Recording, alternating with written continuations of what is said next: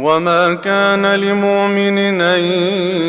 يقتل مؤمنا إلا خطأ، ومن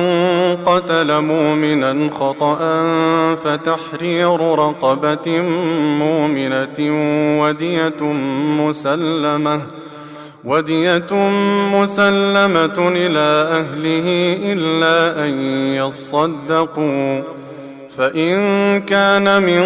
قوم عدو لكم وهو مؤمن فتحرير رقبة مؤمنة، وإن كان من قوم بينكم وبينهم ميثاق فدية مسلمة إلى أهله وتحرير رقبة مؤمنة.